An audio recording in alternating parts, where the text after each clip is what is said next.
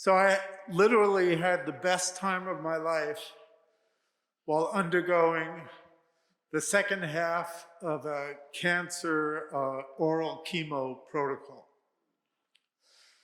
Now, I've always been literally a lightning rod for risk. I was kidnapped 2 times, once in China and once in the former Yugoslavia.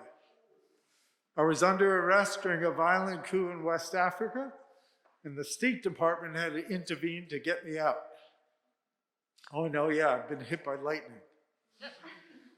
My father used to say that an optimist is someone who doesn't really have much experience. So let's throw in a dollop of cancer, and what's the opposite of 6 months of bliss? A 6-month chemo protocol.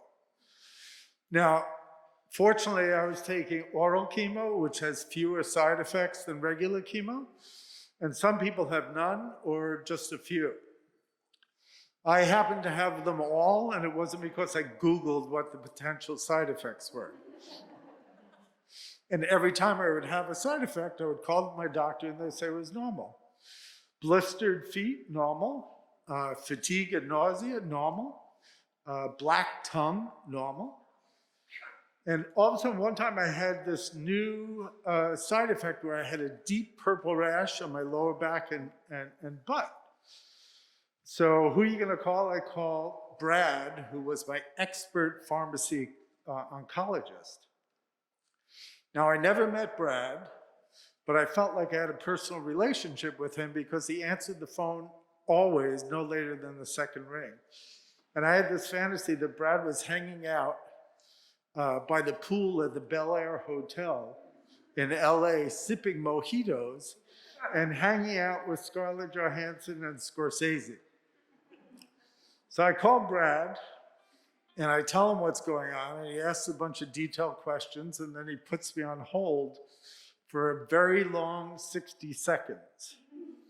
And then he gets back on the phone and he has this very serious Morgan Freeman type voice. And he says to me, "Scott, you have a life-threatening situation. I think you have Steven Johnson syndrome. With Steven Johnson syndrome, your throat can close and can close very quickly." He said, "Go to the hospital right away." So I took a 10-second pause because there was literally a riot going on in my mind.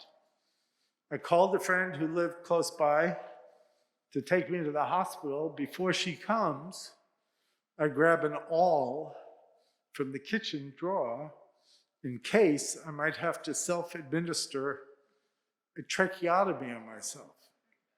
She comes by, we're racing to the hospital. I have the awl in my hand. I'm wondering, is this really happening? And we're 1 minute from the hospital, and I get a phone call from the chief oncologist. And I kid you not, his name is Dr. Ha.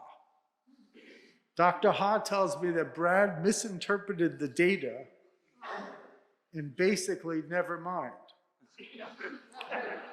Now, I gotta say, 1 second, I felt like I was Mr. Blonde in Reservoir Dogs, contemplating doing a tracheotomy on myself, and then he says, never mind. He tells me to go home, take photos, and send to him as soon as possible. So I'm home alone, and I realize there are challenges in taking the photos because it's in a weird position. So I make up this Rube Goldberg design where I have a ladder and mirrors on it, and I still can't pull it off. So I call a close friend, a very close friend. Let's call her Penelope Cruz. And I ask her to take photos, and I say, you know, you still have to promise to see me after you see the sad, sorry state of my adipose expanse. And she does. I send the photos to Dr. Ha, and he says, it's folliculitis, it's another weird side effect, and this too shall pass. My surgeon tells me I'm a very lucky guy, because if you're going to get cancer, if you get like early stage colon cancer, it's a good one to get. And apparently my body doesn't blink an eye with 10 inches less of the 25 feet of my intestines. I got to tell you about an old Seinfeld episode. It's called Opposite Day, where George Costanza is in a diner and he goes up to a very attractive woman and he says, I'm bald, I'm unemployed, and I live with my parents. Will you go out with me? And she says, yes.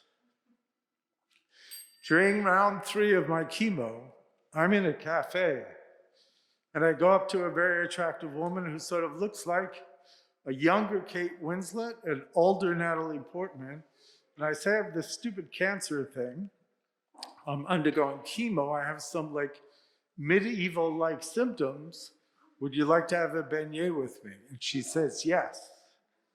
And it's a moment when the wind blows the leaves off the trees. Now you can have on chemo or not, every once in a while, you go around a bend and eternity sparkles before you. And the colors of the sunset turn electric. In my case, I have no doubt that love trumps cancer. 6 months later, me and the younger Kate Winslet got married, and that was 5 years ago. That was my award. Thank you.